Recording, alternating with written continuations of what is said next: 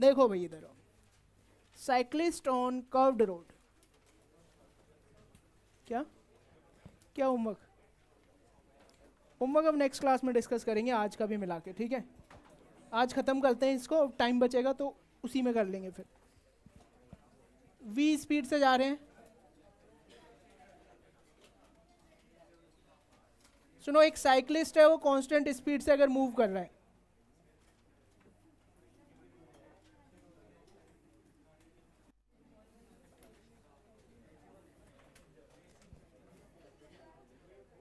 देखो इधर, अब ध्यान से समझो। अरे इधर देखो, नोट नहीं करना है अभी, समझो बस, क्योंकि थोड़ा सा मतलब ट्रिकी चीज़ें तो हैं इसमें। मान लो एक कोई भी अपना बाईसाइकिल है और यहाँ पर ये इधर की तरफ जा रहा है, एंगल है थीटा इस मोमेंट पे, इस मोमेंट पे एंगल थीटा है, इस पे फोर्सेस क्या क्या लग रही होंगी? आउटवर्ड डायरेक्शन में नॉर्मल, ठीक है। नीचे क्या लगेगा इसके पास? mv²/r किधर होगा?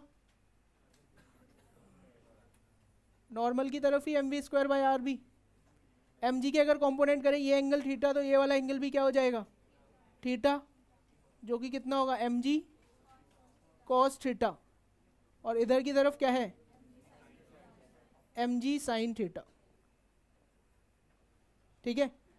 अच्छा सोचो, अगर फ्रिक्शन नहीं होता तो ये किधर फिसल के गिर जाता? नीचे की तरफ। मतलब फ्रिक्शन किधर लगेगा इस पे? ऊपर की तरफ। इस पॉइंट को बोल देते हैं अभी हम इसको, लेट्स से ए बोल देते हैं, ए से बी जा रहा है वो, ठीक है। सो ए टू बी, ध्यान से समझना अब चीज़ों को, थोड़े से घुटने यूज होंगे।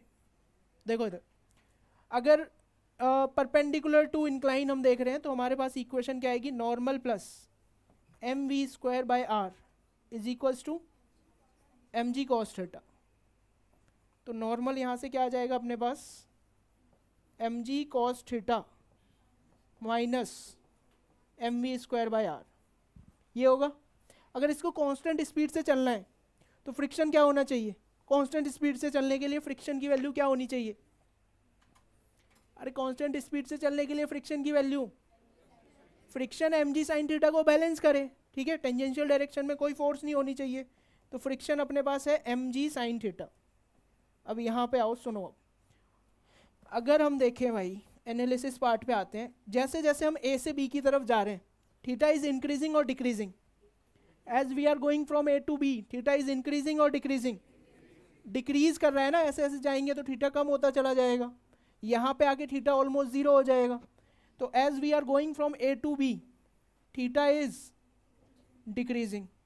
अगर थीटा डिक्रीज करेगा, इसका मतलब कॉस थीटा क्या करेगा? डिक्रीज या इंक्रीज?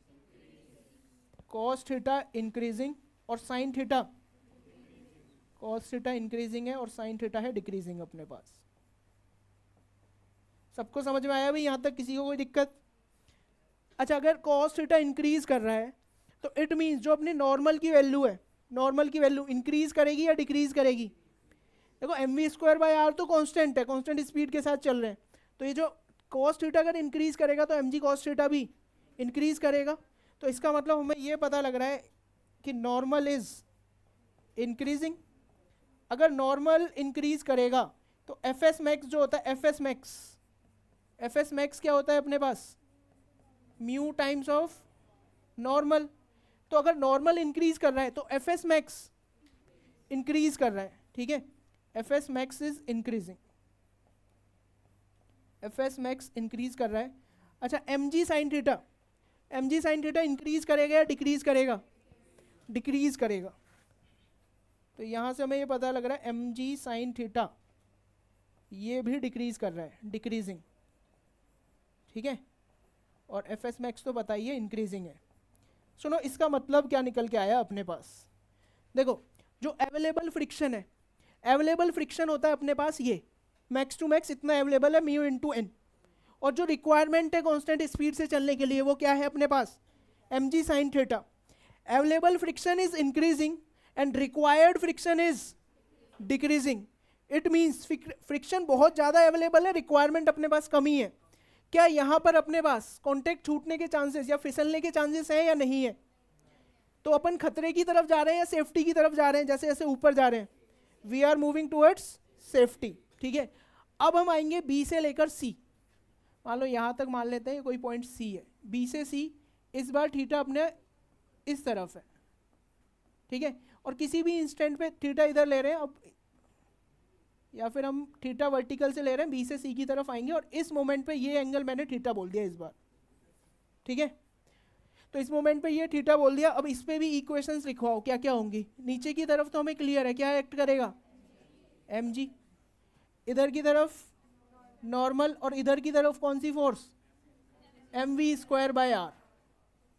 अच्छा ये एंगल थीटा है तो ये भी थीटा होगा, तो इधर की तरफ कौन सी फोर्स हो जाएगी, एम जी कॉस थीटा, और नीचे की तरफ तो फ्रिक्शन किधर लगना चाहिए, अगर इसको ट्रैक पे रोके रखना है तो फ्रिक्शन पीछे की तरफ लगना चाहिए एफ, ठीक है।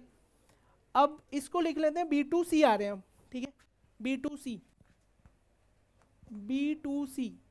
बताओ नॉर्मल की इक्वेशन क्या लिखेंगे, normal plus M we square by R is equals to M G cos theta. तो यहाँ पे नॉर्मल अपने पास क्या आ जाएगा, M G cos theta minus M we square upon R, ये नॉर्मल हो गया, ठीक है। अगर मैं बात करूँ फ्रिक्शन की, कांस्टेंट स्पीड से चलना है तो रिक्वायर्ड फ्रिक्शन कितना है अपने पास, एम जी साइन थीटा। मतलब इक्वेशन तो यहाँ भी वही है जो कि पिछली बार थी अपने पास इक्वेशंस, ठीक है। As we are going from B to C, इस बार थीटा इंक्रीजिंग और डिक्रीजिंग, भाई अभी बी पर है तो थीटा क्या है, ऑलमोस्ट जीरो है ना, और थीटा वर्टिकल के साथ मेजर कर रहे हैं, और जैसे जैसे आगे बढ़ेंगे थीटा अपना इंक्रीज होता जाएगा। So as we are moving from B to C, theta is increasing. अच्छा अगर थीटा इंक्रीज कर रहा है तो कॉस थीटा इंक्रीज करेगा या डिक्रीज करेगा, कॉस थीटा इज डिक्रीजिंग, और sine theta is increasing, okay. तो यहां से अगर कॉस थीटा डिक्रीज कर रहा है, ये जो नॉर्मल है क्या करेगा, ये इंक्रीज और डिक्रीज, नॉर्मल इज डिक्रीजिंग, मतलब कॉन्टैक्ट छूटने के चांस बढ़ते जा रहे हैं या घटते जा रहे हैं, बढ़ रहे हैं, है ना। कॉन्टैक्ट छूट जाएगा जैसे ही नॉर्मल जीरो होगा।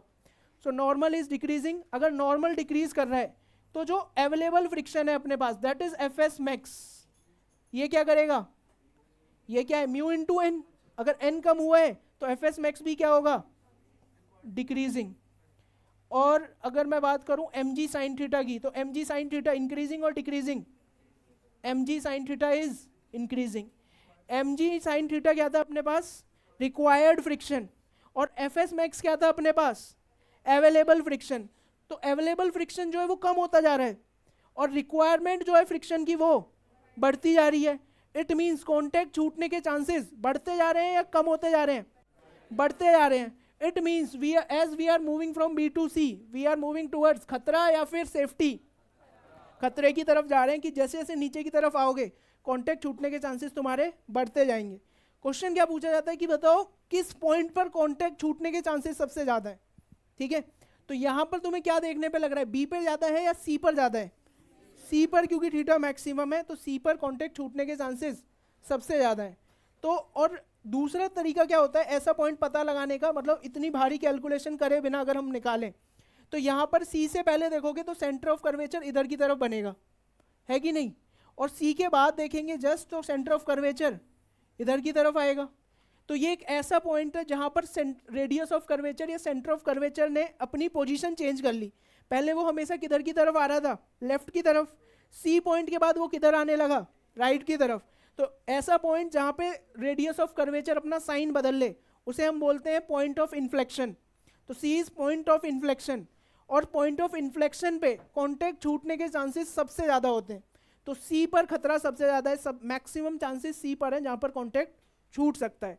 अगर तुम सी से बच के निकल गए सेफली तो बाकी फिर कहीं और पॉइंट पे कोई भी दिक्कत नहीं है, बाकी पॉइंट से तो निकल ही जाओगे, ठीक है। पहले इसे नोट करो फिर हम सी के बाद वाला नोट करेंगे। तो सीधा सीधा प्रॉब्लम आता है ये मेंस में भी एडवांस में भी। क्यों, एक और बच्चा भी, अच्छा ये खड़ी है, मैं अभी बोल रहा था कि एक और बच्चा भी खड़ा था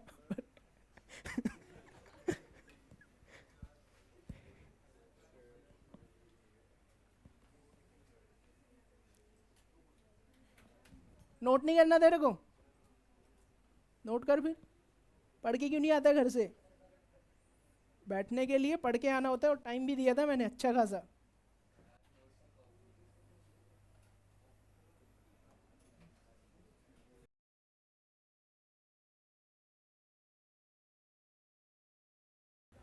नोट कर लिया? A to B?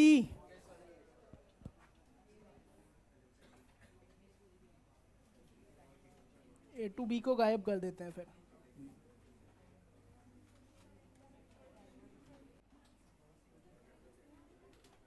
C to D करेंगे अब।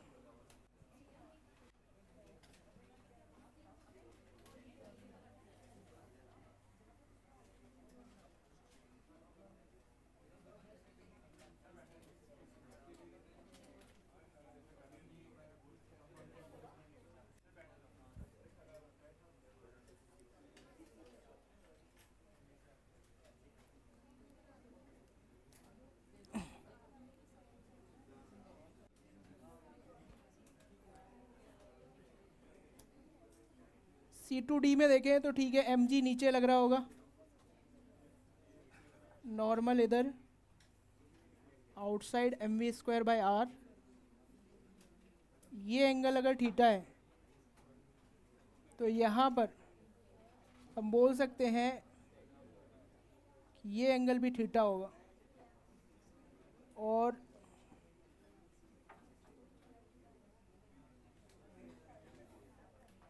ये थीटा नहीं बोल सकते।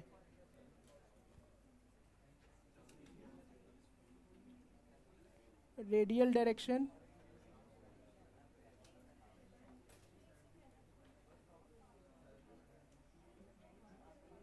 तो यहाँ पर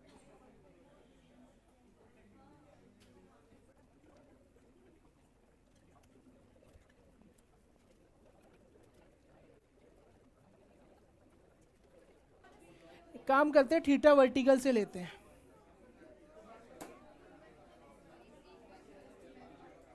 अरे सुनो सुनो, इधर देखो, C to D आ रहे हैं। अभी तक यहाँ पर भी हमने क्या किया है ना, थीटा वर्टिकल के साथ ही लिया था, तो इधर भी मैंने वही किया, थीटा वर्टिकल के साथ ले लिया है।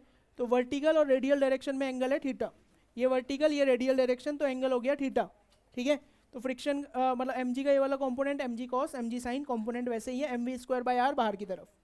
नॉर्मल यहाँ पर हो जाएगा mg cos theta plus mv²/r, और फ्रिक्शन हो जाएगा mg sin थीटा। अब यहाँ पर सुनो, जैसे जैसे C to D जा रहे हैं, C to D जाते वक्त ये थीटा का क्या हो रहा है, थीटा अगर जैसे पूरा यहाँ पर रहेंगे C पर, तो इतना एंगल क्या है अपने पास, थीटा, और पूरा D पर पहुंच जाएंगे तो थीटा क्या हो जाएगा अपने पास, 0। So as we are going from C to D, theta क्या है अपने पास, theta is decreasing. Okay, theta अगर डिक्रीज करेगा इसका मतलब क्या है, साइन थीटा, साइन थीटा क्या करेगा, साइन थीटा डिक्रीज करेगा, और कॉस थीटा इंक्रीज करेगा। तो sine theta decreasing, cos theta increasing. Okay, अगर नॉर्मल की बात करें, नॉर्मल का क्या होगा, कॉस थीटा अपने पास बढ़ रहा है तो नॉर्मल भी बढ़ेगा। It means normal is increasing, normal increase कर रहा है तो F S max is increasing. Okay, अगर mg साइन थीटा की बात करें तो theta is decreasing, sign theta is decreasing, it means mg sign theta is decreasing. ये रिक्वायर्ड फ्रिक्शन था, रिक्वायरमेंट अपनी कम होती जा रही है, और एफ एस मैक्स था अवेलेबल फ्रिक्शन, और अवेलेबिलिटी जो है वो बढ़ती जा रही है, तो अवेलेबल फ्रिक्शन ज़्यादा है as compare to required friction. तो we are moving towards safety और खतरा, we are moving towards safety. तो इट मीन्स देखो, यहाँ से यहाँ तक भी सेफ्टी गए, इधर से इधर आते वक्त क्या था, खतरा था, और सी को जैसे ही पार किया फिर से कैसे किधर की तरफ जाने लगे, सेफ्टी की तरफ। मतलब सबसे ज़्यादा खतरा कौन से पॉइंट पे होगा, सी पर। तो सी पर कांटेक्ट छूटने के सबसे ज्यादा चांस है। तो इधर भी हम बोलेंगे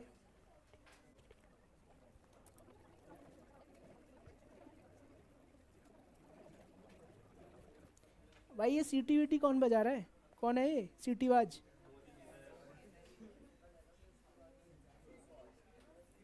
पिट जाते हैं पता है सीटी बजाने के चक्कर में। सारी लड़कियों को बोलूँगा पेलो इसको, पीटो इधर ही, ठीक है। और सब यहाँ पर वो रहेंगे कि सब मतलब बोल देंगे, गवाह रहेंगे मेरे पास कि हाँ ये सीटी मार रहा था। 100 का सीटी बजाने का। फिर क्लास में बैठा है ना, पार्क में तो नहीं बैठा। पार्क वार्क में देखो ये सब काम तुम करो, यहाँ मत करो। अरे लोग देखेंगे टैलेंटेड है, बोलेंगे।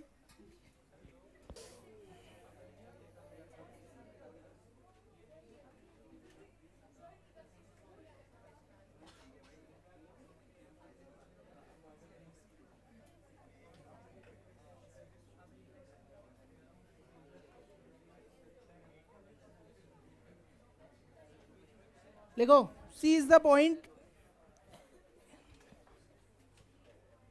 मैं ही लिख देता हूँ।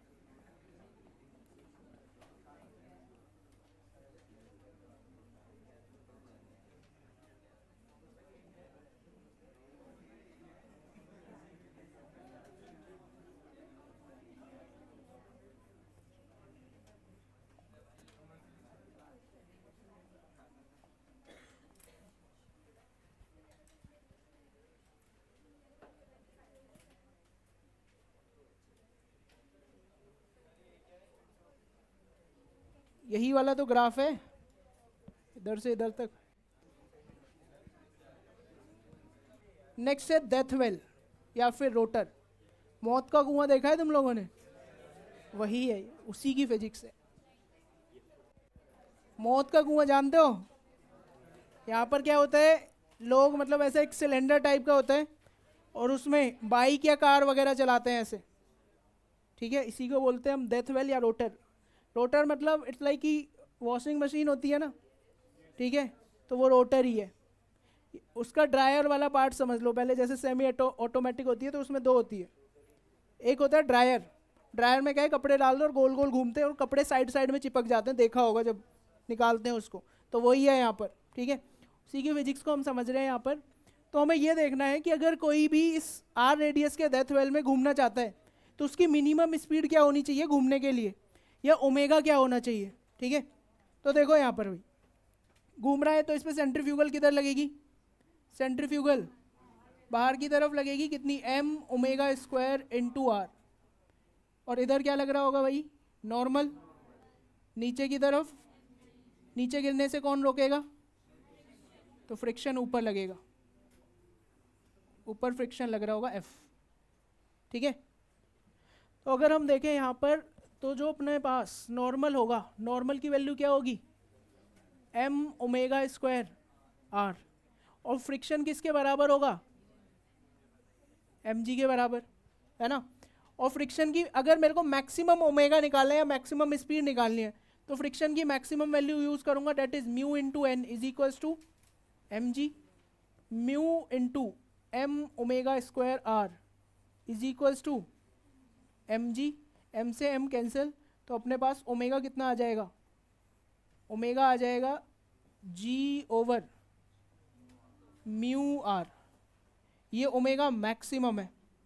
अगर कोई हमसे पूछे मैक्सिमम स्पीड क्या होगी, वी मैक्स क्या लिखेंगे? Speed is omega max into radius r. तो मैक्सिमम स्पीड कितनी हो सकती है उसकी? जी आर अपॉन म्यू, ठीक है। यही बस फिजिक्स है डेथ वेल की, और जेई में क्वेश्चन पूछा हुआ है मेंस में।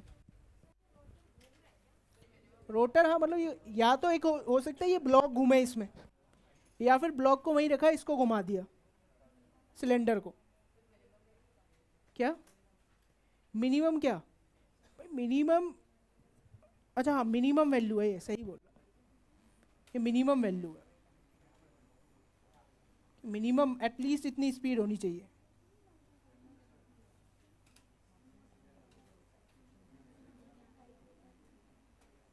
ये मिनिमम वैल्यू है ओमेगा मिनिमम।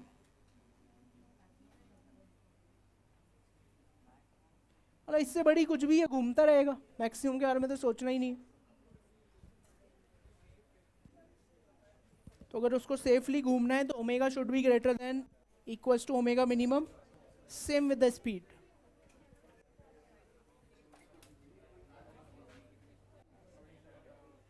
ये देखो डेथ वेल, जिसने नहीं देखा, ऐसा बाइक टाइप होती है और ऐसे गोल गोल घुमा रहे होते हैं इसमें बाइक को। हाँ जिज्ञान से पहले बाइक ही तो घुमाता था मैं डेथ वेल में। घुमाते घुमाते फिजिक्स सीख गया तो इधर आ गया फिर। करो चॉकलेट प्रॉब्लम, काफी दिन बाद। चॉकलेट अभी नहीं मिलेगी बट मिलेगी जरूर। क्या कल सुबह? अबे सॉल्व तो करो तुम, सॉल्व कर दे। मतलब बोला है cyclist moves along a circumference of a horizontal circular plane, ऐसा एक सर्कुलर प्लेन है अपने पास, ठीक है, और इसका रेडियस दे रखा है आर, सर्कुलर ग्राउंड समझ ले तो, है ना। अब वो इसमें साइकिल चलाता है और बोला है variable coefficient of friction this, जहाँ पर आर क्या है ना, मान ले r is distance from its centre. अगर वो इस वाले सर्कल में साइकिल चला रहा है तो इस सर्कल का रेडियस कितना होगा, आर होगा, समझा। तो जैसे जैसे आर दूर जाते जा रहे हैं तो अपने पास म्यू की वैल्यू क्या हो रही है, बढ़ती जा रही है। तो वही है, क्या बोला हुआ है कि उस सर्कल का रेडियस बनाओ, है ना, जिसका सेंटर क्या है, सेंटर ऑफ प्लेन पर है, प्लेन का सेंटर भी इधर ही है, सर्कल का सेंटर भी इधर ही है, जिसके अलोंग साइक्लिस्ट अगर मूव करे तो उसकी मैक्सिमम वेलोसिटी हो, और वो मैक्सिमम वेलोसिटी भी बतानी है।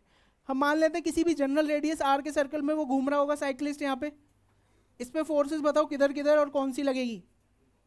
अगर इसकी स्पीड मान लो v है तो बाहर की तरफ m we square upon small r, और अंदर की तरफ फ्रिक्शन लगेगा, और ऊपर की तरफ क्या होगा नॉर्मल, और नीचे की तरफ एम जी, ठीक है। हमें मैक्सिमम स्पीड निकालनी है, तो मैक्सिमम स्पीड कब मिलेगी, जब फ्रिक्शन भी मैक्सिमम हो, और फ्रिक्शन की मैक्सिमम वैल्यू क्या होती है, म्यू इंटू एन। तो हमें पता लगा कि भाई अगर घूमना है तो friction m we square by r के बराबर होना चाहिए, आर जहाँ पे छोटा वाला आर है ना, और फ्रिक्शन अपने पास होता है mu into N is equals to m we square by r, और नॉर्मल यहाँ पर एम जी होगा, तो mu m g is equals to m we square over r. M से एम गया, म्यू की वैल्यू रख दो यहाँ पर, म्यू की वैल्यू आ जाएगी mu naught 1 minus small r by capital R into g is equals to v square upon small are.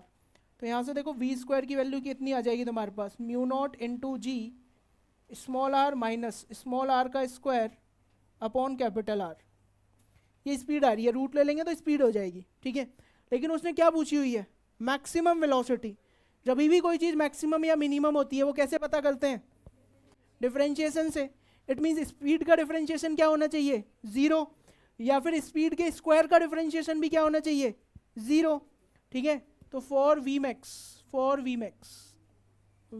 के लिए हम क्या करेंगे, d by d r of v square is equals to zero. तो ये हो जाएगा d by d r of v square है म्यू नॉट जी, तो mu naught g small are minus r square over capital R is equals to zero. अब देखो mu naught जी constant है तो इधर जाके ज़ीरो बन जाएगा। डिफरेंशिएशन आर का कितना होगा, आर का डिफरेंशिएशन 1 और आर स्क्वायर का डिफरेंशिएशन 2r, तो minus 2r upon capital R is equals to zero. यहाँ से स्मॉल आर की वैल्यू तुम्हारे पास कितनी आ जाएगी, r/2, मतलब उस सर्कल का रेडियस जहाँ उसकी मैक्सिमम वेलोसिटी पॉसिबल है, डेट इज r/2। अब ये पूछा है मैक्सिमम वेलोसिटी भी बताओ, तो इस फॉर्मूले में जहाँ भी r दिख रहा है वहाँ क्या रिप्लेस कर देंगे, r/2। तो हम यहाँ पर बोल सकते हैं कि वी मैक्स का स्क्वायर जो होगा वो अपने पास होगा mu naught g r minus r square over capital R, तो हो जाएगा r/2 माइनस r/2 का होल स्क्वायर, और अपॉन में था कैपिटल आर। तो वी मैक्स यहाँ से निकाल देना जो भी आएगा।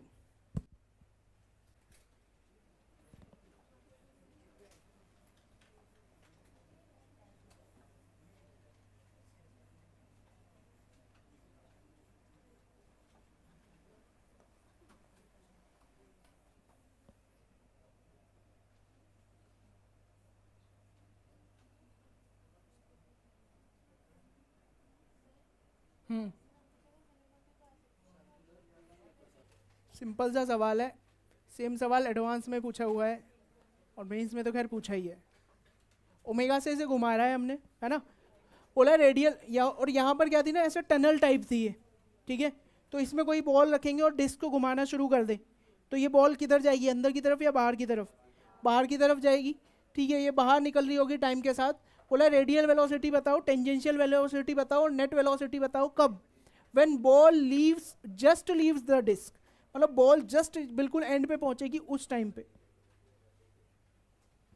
व्हेन बॉल जस्ट, यहाँ पे लगा लेना,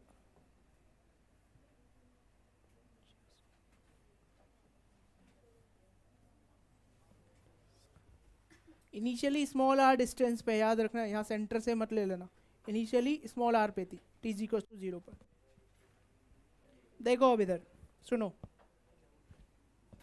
इसका एक्सेलरेशन अगर हम बात करें, जैसे जैसे बाहर की तरफ जाती जाएगी, एक्सेलरेशन हमें पता है कितना होता है, ओमेगा दे रखा है तो ओमेगा स्क्वायर आर होता है। और जैसे जैसे ये बॉल बाहर की तरफ जा रही है, ये जो आर की वैल्यू है वो इंक्रीज होती जा रही है। इट मीन्स बाहर इधर कैसा एक्सेलरेशन है इसका, कांस्टेंट या फिर वेरिएबल? वेरिएबल एक्सेलरेशन है। तो अगर मैं देखूं किसी भी इंस्टेंट पे इसका जो एक्सेलरेशन होगा रेडियल डायरेक्शन में, वो कितना रहेगा अपने पास, omega square into R, omega square are. और मान लेते हैं कि आर डिस्टेंस पे अगर इसकी स्पीड वी हो जाती है, तो एक्सीलरेशन और आर, तो इसको मैं लिख सकता हूँ v d v upon d r is equals to omega square r. So v d v is equals to omega square r into d r. और लिमिट यहाँ पर टी इज इक्वल्स टू 0 पे रेस्ट से शुरू हुई है, तो velocity 0 और डिस्टेंस था आर। और जब ये कैपिटल आर पे पहुँच जाएगी तब स्पीड इसकी वी हो जाएगी। तो यहाँ से देखो कितना आएगा, v square by 2 is equals to omega square, और ये हो जाएगा capital R square minus small r square upon 2 हो जाएगा। तो यहाँ पर जो वी रेडियल आई है अपने पास, रेडियल डायरेक्शन में जो वेलोसिटी है वो कितनी हो जाएगी अपने पास, ये हो जाएगी omega root capital R square minus small r square. ये बात क्लियर है भाई सबको? ठीक है। अब जैसे ही बॉल इस पॉइंट पे पहुंचेगी तो इसके पास एक स्पीड तो इधर की तरफ है रेडियल डायरेक्शन में, और एक स्पीड कौन सी होगी इसके पास, टेंजेंशियल डायरेक्शन में होगी। ये कितनी होगी बता सकते हो? वी टेंजेंशियल, टेंजेंशियल कितनी होगी इसके पास? अब d v by d t tangential acceleration होता है, टेंजेंशियल वेलोसिटी कितनी होगी?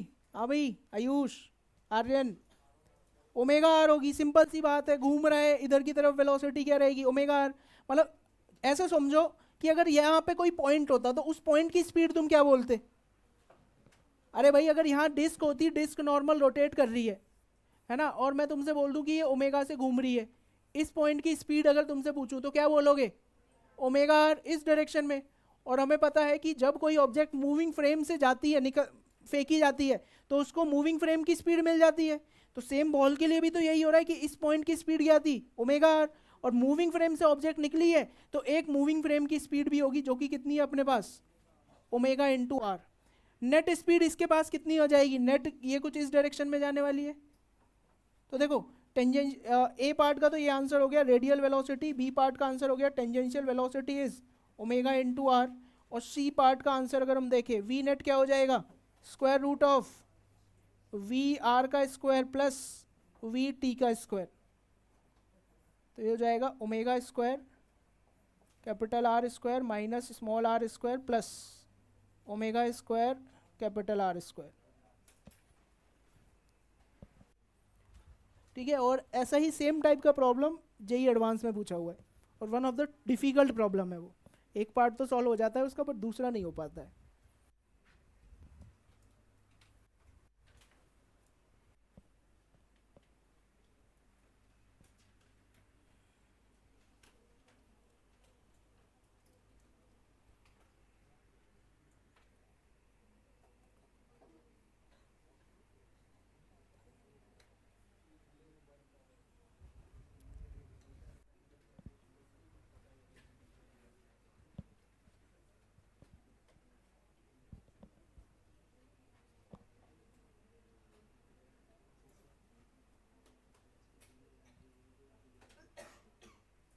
कर लिया नोट?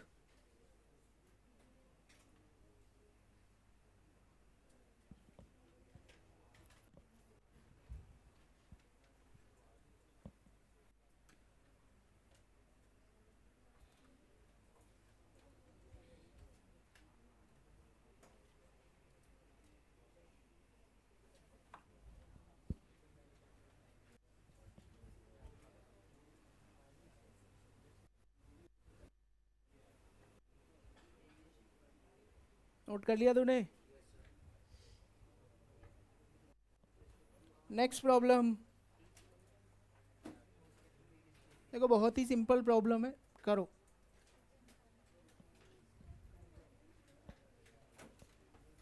कोनिकल फनल है अपने पास,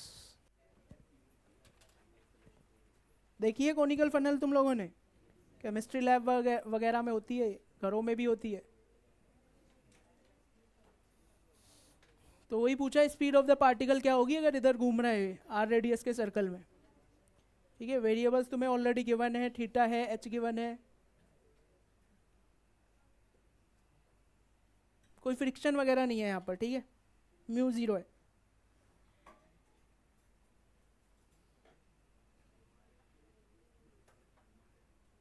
हाँ, इसको घुमा रहे हैं फनल को, या फिर इसको रोका हुआ है, इसकी स्पीड बतानी है, स्पीड पार्टिकल की किस स्पीड से घूमे, सो डेट इसी एच हाइट पर वो घूमता रहे।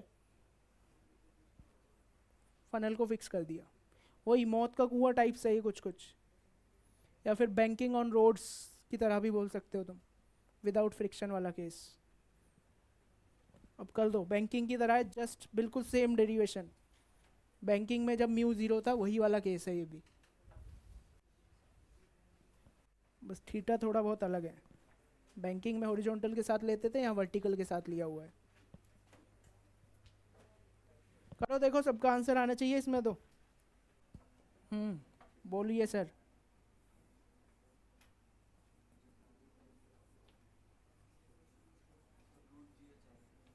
रूट जी एच आर आ रहा है।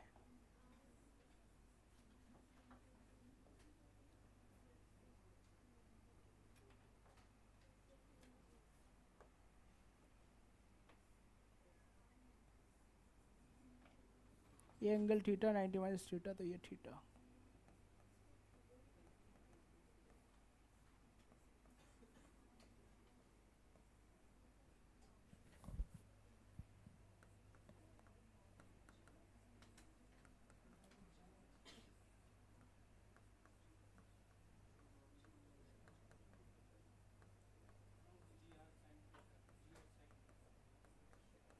गलत, रूट जी एच है आंसर बस इसका।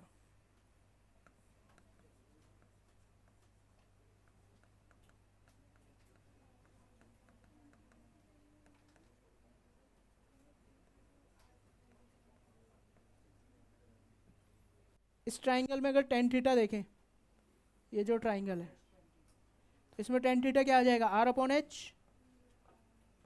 टेन थीटा यहाँ पर आर अपॉन एच है।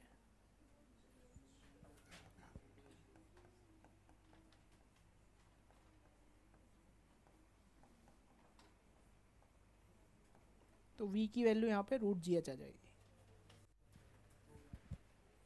सिंपल सा डेरिवेशन है, देखो बस फनल बना के डरा दिया उसने, था कुछ भी नहीं। चलो नेक्स्ट प्रॉब्लम,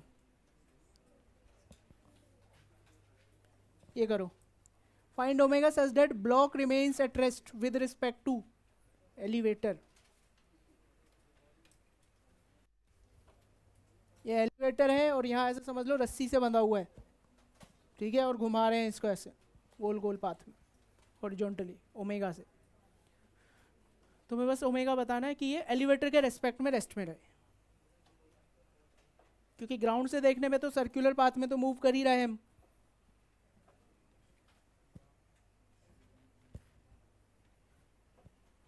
कोई फ्रिक्शन वगैरह नहीं है यहाँ भी।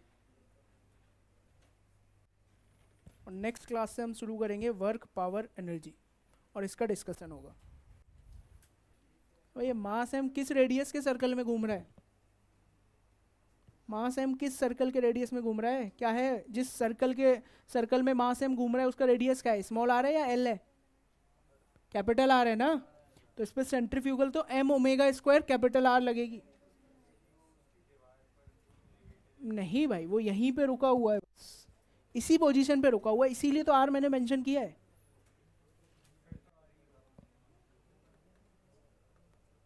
तो इस पे तो बाहर की तरफ क्या लग जाएगा, एम ओमेगा स्क्वायर आर, ये वाला एंगल यहाँ थीटा रहेगा, और ऐसे इधर perpendicular to incline normal vertically downward direction में एम जी। अगर यहाँ पर हम देखें कौन रोकेगा इसको, फ्रिक्शन तो है ही नहीं, फ्रिक्शन इधर की तरफ एम ओमेगा स्क्वायर आर का component M omega square are cos theta, और down the incline M G का कंपोनेंट होगा, क्या होगा, एम जी साइन थीटा। अगर एम जी साइन थीटा और एम ओमेगा स्क्वायर आर बराबर होंगे तो ये नीचे नहीं फिसलेगा, तो बस यही करना है, m omega square are cos theta is equals to M G sine theta. M से एम कैंसिल, तो ओमेगा की वैल्यू कितनी आ जाएगी, root g tan theta over are.